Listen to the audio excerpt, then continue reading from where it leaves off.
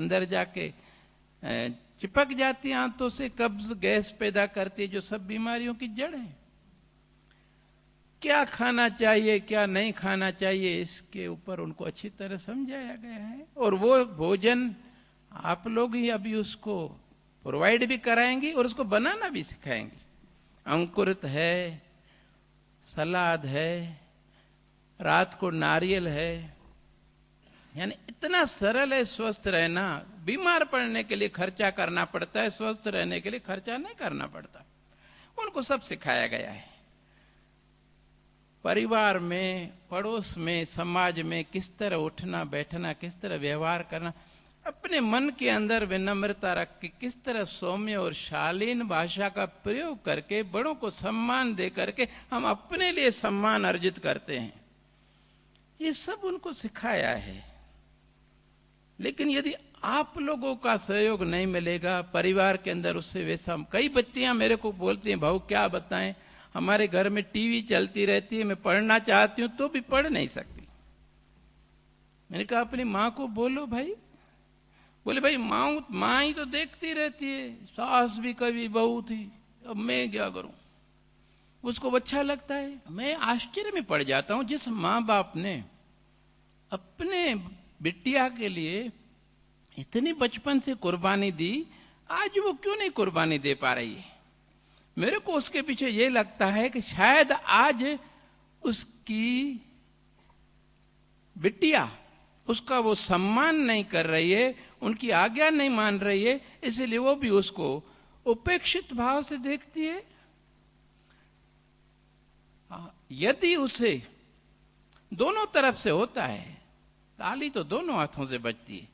हमेशा हमें बच्चों के सामने आदर्श रखना होगा, उसकी गलतियों को न देख करके उसे प्यार के, आत्मीयता के डोर में बांध के रखना होगा। प्यार सबको चाहिए। बच्चे कितने भी बड़े हो जाएं, वो बच्चे ही रहते हैं। वो हमेशा अपेक्षा करते हैं कि मेरे माता पिता कभी तो मेरे को प्यार से गले लगाएं, जो बचपन में प्यार देते थे। कभी तो मेरे सिर के ऊपर आशीर्वाद का हाथ फेरें कि बेटिया आपने बहुत अच्छा काम किया है, भगवान करे आप और ज्यादा बढ़ो। मैं आपका क्या सहयोग करती हूँ, कर सकती हूँ, मेरे जो बताओ, मैं तुम्हारे लिए सब कुछ करने के लिए तैयार हूं। क्यों? कि आप मेरी आज्ञा मानती हो, मेरा कितना सम्मान करती हो, मैं आपके लिए क्यों नहीं करूंगी। अब बिटियाओं को तो मैंने तैयार तो किया है, लेकिन आखिर उनका जो ये अभी जो जिस उम्र के पायदान पर वो खड़ी हैं, मैंने बताया फिजिकल और हार्मोनल चेंजेस जो आते हैं अभी, ज्यादातर लड़कियों में समय पर कभी डिप्रेशन आ जाता है, कभी वो बहुत चिड़चिड़ी हो जाती है, कभी जरा बात पे गुस्सा, और कभी वो अकेले में बैठना चाहकर कभी वो रोना चाहती हैं। आप में से हर एक बहन उस उम्र के पड़ाव से गुजरी है, आप सबको उसका अनुभव है, अभी क्यों भूल जाती हैं आप। ऐसी परिस्थिति में उस बिटिया को किस तरह का सहानुभूति पूर्ण व्यवहार, प्यार, उसका खान पान और उसकी काउंसलिंग करनी है, उसके लिए यदि आपके पास समय नहीं है, परिणाम ये होगा कि न वो पढ़ पाएगी, न वो शारीरिक और मानसिक रूप से स्वस्थ होगी। बीमार लड़की हमसे कौन लेगा भाई। शारीरिक रूप से कोई बीमारी हो या मानसिक रूप से विक्षिप्तता हो, डिप्रेशन हो, इमोशनली बैलेंस्ड नहीं है, जरा सी बात पे इरिटेट हो जाती है, गुस्सेबाज कहा जाता है उसे, वो ऐसी लड़की को कौन लेगा हमसे। वास्तव में हम उसके जीवन को ही नहीं, उसके पूरे जीवन को गढ़ रहे हैं। जब तक हमारे पास है, यहां पर तो सिर्फ उसकी ट्रेनिंग होती है, उसका प्रयोग तो आगे जाकर उसको ससुराल में करना है, जहां पर कोई भी उसका अपना नहीं होता है, एक नया जन्म उसका होता है। उस परिवार की परंपराओं को, वहां के नए लोगों को अपना बनाना है, उनके साथ सामंजस्य बिठाना है। कितनी बड़ी जवाबदारी है। और ये क्षमता स्त्रियों में भगवान ने दी है, करुणा दी है, इसलिए कि वात्सल्य भाव से वो अपने बच्चों का पालन पोषण कर सकें।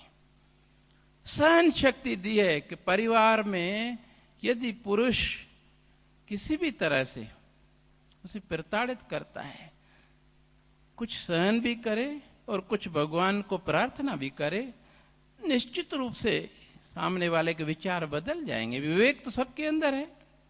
इसलिए हम अपनी बिटियाओं को ये सिखाते हैं कि बेटा देखो,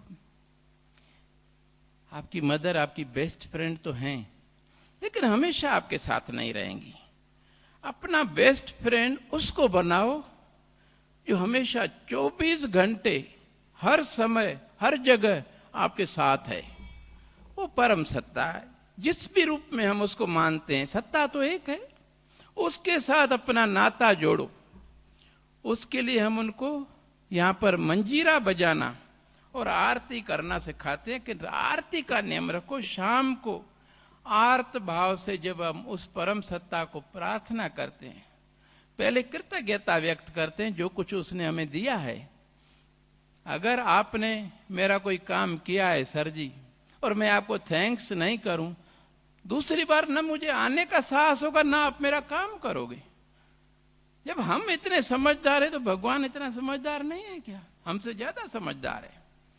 उसने जो कुछ हमें दिया है, हम पहले उसके लिए कृतज्ञता ज्ञापित करते हैं हृदय से। फिर हम जो उसे मांगते हैं वो दे देता है। और जैसे जैसे हमारा और उनका संबंध प्रगाढ़ होता जाता है, फिर मांगना भी नहीं पड़ता है। बिना पूछे बचपन में जिस तरह बच्ची रोती थी, माँ को वो बोल नहीं पाती थी, लेकिन माँ अपने वात्सल्य भाव से समझ जाती थी कि इसको भूख है, प्यास है, पेट में दर्द है, कान में दर्द है, और वो उसका उपाय करती थी। बच्चा खुश हो जाता था, माँ उसमें खुश। तो वो तो हमारा माता पिता दोनों हैं।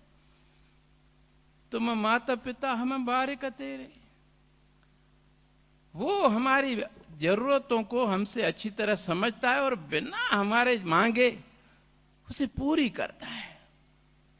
अगर हमारा उनके साथ में एक संबंध है, एक आत्मीयता का लिंक उनसे जोड़ लिया है आरती के माध्यम से। अच्छा, जो बिटिया आरती करती है घर में, उस परिवार के अंदर का माहौल बदल जाता है, शांतिपूर्ण सात्विक माहौल। और भगवान की कृपा से उस परिवार में कभी कोई दुर्घटना नहीं घटती, कोई बड़ी बीमारी किसी को नहीं लगती, कभी चोरी नहीं होती। बहुत मुसीबतों से वो भगवान बचा लेता है हमें। और उस बिटिया को परिवार में जो इज्जत मिलती है और मोहल्ले में जो इज्जत मिलती है, उसका स्वाभिमान जाग उठता है कि मेरे को इतना सब सम्मान दे रहे हैं कि मैं एक अच्छी बिटिया हूं, तो मैं गलत संगति कैसे करूं? इन गलत लड़कियों के साथ यदि किसी ने मेरे को देख लिया तो क्या कहेंगे कि मैं भी ऐसी हूं? देखो, व्यक्ति की पहचान इसी से होती है कि उसकी संगति कैसे लोगों के साथ है। वो बिटिया घर से बाहर जाएगी नहीं, आवारा ऐसे लड़कियों के साथ नहीं घूमेगी, घर में रहेगी, मां को मदद कराएगी, अपनी पढ़ाई करेगी और रात को 10 बजे तक सो जाएगी, सवेरे उठकर पढ़ाई करेगी। उसके सामने जीवन में एक लक्ष्य होगा, जो परिणाम है उसके हृदय की कृतज्ञता जो अपने माता पिता के प्रति है। उसके अंदर एक दायित्व बोध होगा कि मेरा अब दायित्व है कि मैं अच्छे से अच्छे नंबर ला करके और अपने माता पिता की मेहनत को सफल करूं। ये जो 2.5 साल हैं अभी, मैं उनको कहता हूं, बेटा 2.5 साल योगी की तरह अपने स्टडी रूम में घुस जाओ, भूल जाओ संसार को। पेरेंट्स को कहता हूं, इनको एंड्रॉयड तो बिल्कुल मत दीजिए, सिंपल मोबाइल फोन दीजिए। उसके लिए भी मैंने उनको समझा रखा है कि आप साइलेंट पे करके उसको रखिए। आप अपनी पढ़ाई करके जब उठें, देखिए उसमें कौन आपकी सहेली है जो सचमुच पढ़ना चाहती है। वो फालतू की बातें नहीं करेगी, जो भी करेगी वो आगे बढ़ने के लक्ष्य को प्राप्त करने की बात करेगी।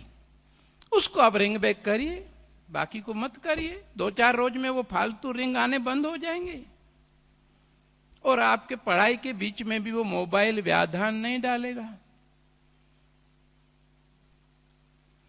हम लोग भी जब बच्ची पढ़ती है तो घर में टीवी का शोर या और किसी प्रकार का डिस्टरबेंस नहीं हो, हमें उसका ख्याल रखना पड़ेगा। इतना ही नहीं, बीच बीच में बेटा कुछ चाहिए तो नहीं, चाय चाहिए। अरे आज हम जब उन बच्चों को पूछेंगे तो कल यही पूछेंगे। मैं देख रहा हूं आज लड़के कितने भी आज्ञाकारी हैं, लेकिन शादी करने के बाद में वो अपनी घरवाली के हो जाते हैं, मां को नहीं पूछते। लेकिन बिटिया कहीं पर भी हो, जब उसको मालूम पड़ता है मेरी मां बीमार है, वो पहले पहुंचती है। बिटिया आपकी जीवन के अंतिम पड़ाव तक सेवा करती है, बेटा नहीं करता है। ये व्यवहारिक रूप से मैं देख रहा हूं समाज में अंदर। क्या बताऊं, आपको भी अनुभव होगा। अब मैं किसी का पारिवारिक जीवन का है को किसी के सामने खोलूं, लेकिन ये यथार्थ सत्य है जिसकी अनुभूति आपको भी है, मुझको भी है। लेकिन इसके लिए हमें इस तरह से जब हम पूछते हैं ना, भले वो कुछ भी नहीं मांगे, लेकिन उसको लगता है कि मैं पढ़ रही हूं तो मेरी मम्मा को खुशी हो रही है और उस खुशी की वजह से मेरे से पूछ रही है, तो और ज्यादा उत्साह से वो पढ़ेगी, अपने आप को गढ़ेगी। अपना व्यवहार, अपनी वाणी, आपके प्रति सम्मान का भाव और आपकी आज्ञा का पालन, आपके काम को देखती है। वो सुबह से मेरी मम्मा कितना काम करती है, अब मैं पढ़कर थकी हूं, change of the work is the relaxation, ये भी उसको सिखाया गया है। अब पढ़ाई से जब थक गई हो तो छोड़ो, फिर मम्मा को मदद कराओ, फ्रेश हो जाओगी फिर से, क्योंकि अभी एनर्जी जो है वो चैनलाइज हो जाएगी, फिर आप आराम से पढ़ सकोगी एकाग्रता से, और उससे आपको न सिर्फ मां को मदद मिलेगी लेकिन मां का आशीर्वाद भी मिलेगा। और मां के आशीर्वाद का शक्ति क्या है, मेरे गुरुदेव कहते थे, बेटा एक बार भगवान का दिया हुआ वरदान टल सकता है, लेकिन माता पिता की सेवा करके उनके आत्मा से जो आशीर्वाद निकलता है, वैसे तो माता पिता से कितना भी हम अशिष्ट व्यवहार करें, कभी भी उनके मुख से ये नहीं निकलेगा, उनके मन में ये भाव नहीं आएगा कि तुम दुखी हो जाओ। यही तो उनकी महानता है। मोहवश वो कहेंगे बेटा अब जैसा भी है भगवान करे तू सुखी रहे, हम तो जैसे भी अपना समय गुजार ही लेंगे। लेकिन वो आशीर्वाद जो मोहवश किया जाता है वो काम नहीं करता है। जब हमारे बच्चे हमारी सेवा करके हमारी आत्मा की प्रसन्नता से जो भी निकलेगा, मेरे गुरुदेव कहते थे बेटा पहाड़ फट जाएंगे, रास्ता बन जाएगा, वो होकर रहेगा, वो नहीं टल सकता। भगवान का वरदान टल सकता है, लेकिन माता पिता के आत्मा से निकला हुआ आशीर्वाद जो इस तरह उनकी सेवा करके हमने प्राप्त किया है वो अटल है, और वो आशीर्वाद भी उनको मिलेगा। ये सब बातें उनको हमने हृदयंगम कराई है। लेकिन जब वो घर में देखते हैं हमारा व्यवहार अपने बड़ों के प्रति अलग ही प्रकार का है, उसके विपरीत है, असमंजस में पड़ जाते हैं, और फिर वो बातों को अपने जीवन में उतार नहीं पाते। परिणाम ये होता है वो हमारे बुजुर्ग भी दुखी, आगे चल के हम भी तो बूढ़े होंगे, एजिंग प्रोसेस तो अपना काम करेगी। जो वो बचपन से देखते आए हैं कि हमारे बड़े अपने बड़ों के साथ इस प्रकार व्यवहार करते थे, वो भी तो हमारे साथ वैसा ही व्यवहार करेंगे। हम इससे अधिक अपेक्षा कैसे रख सकते हैं? जब हमने बोया ही नहीं है तो काटेंगे कैसे? यदि हमें आम खाना है तो आम की गुठली लगानी पड़ेगी। हम यदि बड़ों को दुख देंगे, उनका अपमान करेंगे, उनकी आज्ञा नहीं मानेंगे, तो हमारे बच्चे हमें कैसे सम्मान देंगे, हमारी आज्ञा कैसे मानेंगे? हमारे प्रति संवेदनशीलता, मैं उनको कहता हूं देखो, जब आप बोल नहीं सकती थी मां समझ जाती थी, ये उसकी संवेदनशीलता है। आज हम बड़े हो गए हैं, आज हमारा दायित्व है कि बिना कहे मां के शारीरिक दुखों को, मानसिक दुखों को महसूस करें और यथा सामर्थ्य उसे दूर करने का प्रयास करें। और जो हमसे नहीं होता है तो हम अपने पापा को बताएं, और यदि उससे भी नहीं होता है तो प्रार्थना करें उसको जिसके साथ आपका संबंध जुड़ा हुआ है आरती के माध्यम से। वो तो समर्थ है, अंतर्यामी है, सब कुछ कर सकता है भाई। उनके दुख दूर करना कौन सी बड़ी बात है। और सचमुच प्रार्थना में वो ताकत है, असंभव को भी संभव कर दिखाती है। सच्चे हृदय से की गई प्रार्थना और पहले से जब संबंध हो, कबीर साहब ने कहा है, सुख में सुमरन ना किया, दुख में की फरियाद, कह कबीर तिस दास की कौन सुने अरदास। नहीं सुनता है। जब द्रौपदी का श्री कृष्ण भगवान के साथ पहले ही संबंध था, वो उसे अपना भगवान मानती थी, भाई मानती थी, राखी भी बांधी उसने। इसीलिए जब उसने आर्त भाव से उसको पुकारा तो उसको कोई देर नहीं लगी आने में। मेरे से एक व्यक्ति ने प्रश्न पूछा कि बहु आज कृष्ण भगवान किधर मर गया, ये निर्भया के साथ क्या हो गया। मेरे को बहुत दुख हुआ। मैंने कहा आपको मालूम है कृष्ण भगवान क्यों आया था। बोले द्रौपदी ने बुलाया। मैंने कहा सबके बुलाने पे तो कृष्ण भगवान नहीं गया, द्रौपदी के बुलाने पे इसलिए गया, उसका पहले से ही उसके साथ आत्मीयता का संबंध था, दृढ़ संबंध था, उनके प्रति उसके अंदर आस्था थी, विश्वास था। क्या आप बता सकते हो कि निर्भया के मन में वैसा ही भगवान के प्रति आस्था विश्वास था, उसके साथ वैसा संबंध था? अगर होता तो वो जरूर आता किसी न किसी रूप में। बोले बाबा मेरे को तो मालूम नहीं। मेरे को नहीं मालूम है तो तुम कैसे लांछन लगा रहे हो उस भगवान के ऊपर यार, कुछ तो भगवान का भय करो। बोले बाबू मेरे को मेरे दोस्त ने पूछा था, मैंने सोचा आपसे पूछूंगा। अरे ये क्या यार, तो अपना दिमाग तो लड़ा, मेरे से क्या पूछ रहा है। ये होता है संगति, कुछ संग बोलते हैं इसको। मैंने कहा ना, हम जैसा देखते हैं, पढ़ते हैं और सुनते हैं, दूसरों की निंदा सुनेंगे, दूसरों के दोषों का वर्णन सुनेंगे, तो हमारे अंदर वही विचार चलेंगे, जो हम सोचेंगे वैसा ही हमारे कर्म बनेंगे। हर कोई कहता है साहब मैं तो बहुत ही विनम्र हूं, मेरे में अहंकार ही नहीं है, मैं किसी को दुखाता नहीं, बहुत विनम्र हूं, अहंकार नहीं है। लेकिन वास्तव में अहंकार है या नहीं है? हमारे दादा टी.एल. वासवानी साहब ने एक बहुत अच्छी कसौटी दी। उन्होंने अपनी बायोग्राफी लिखी है, दादा वासवानी संदनी शब्दन में। मैंने आज से 40 साल पहले वो पढ़ी थी।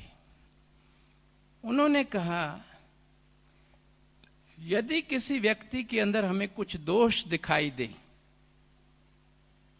और हमारे मन में उसके प्रति हेय भाव पैदा हो, घृणा पैदा हो, इसका मतलब है हम अपने आप को उससे सुपीरियर मानते हैं, हम अपने सद्गुणों की वजह से अपने आप को उससे ऊंचा मानते हैं, उन सद्गुणों का हमारे अंदर अहंकार है, तभी हमने उसको कम समझा और हमारे अंदर उसके प्रति इंफीरियर हेय भावना आई और घृणा का भाव भी आया। ये निशानी है कि हमारे अंदर अहंकार है। यदि ऐसे व्यक्ति को देख करके हमारे अंदर करुणा पैदा हो, अरे ये जो इसके दोष हैं, ये जो गलत काम कर रहा है, अज्ञानतावश